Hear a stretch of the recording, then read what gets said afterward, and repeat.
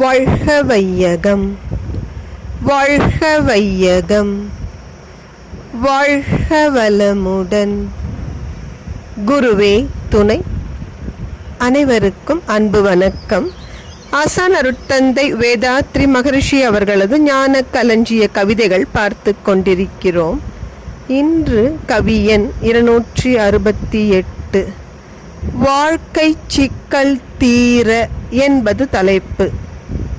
உலகில் பல அறிவறிந்த பெரியோர் தோன்றி உண்மை நெறி பரப்பியுள்ள போதும் இன்று நில உலகில் எங்கனுமே அமைதி இல்லை.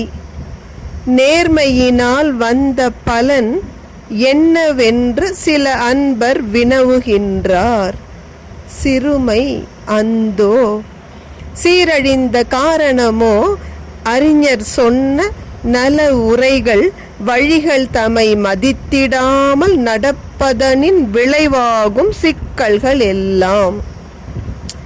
எத்தனை தெளிவாக நம்முடைய வாழ்வில் இன்று நாம் அனுபவிக்கிற சிக்கல் துன்பங்களுக்கு காரணம் அருட்தந்தை சொல்லி கொடுக்கிறார் பாருங்க.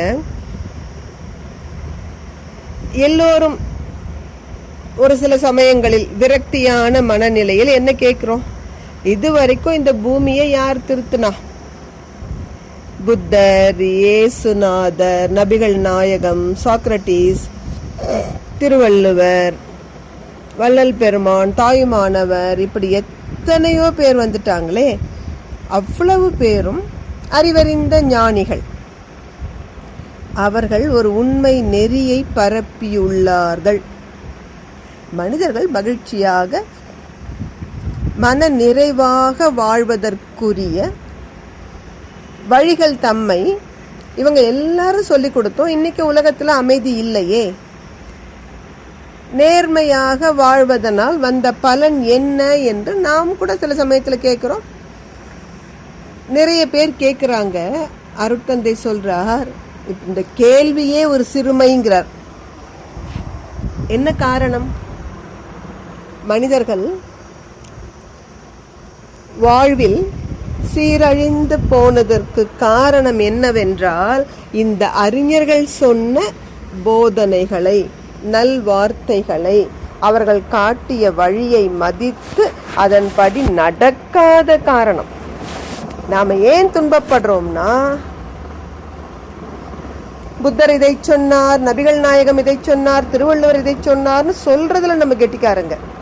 ஆனால் அதன்படி நடக்கிறோமான்னு ஒரு கேள்வி கேளுங்க. ஒன்றும் அதிகம் வேண்டாம்.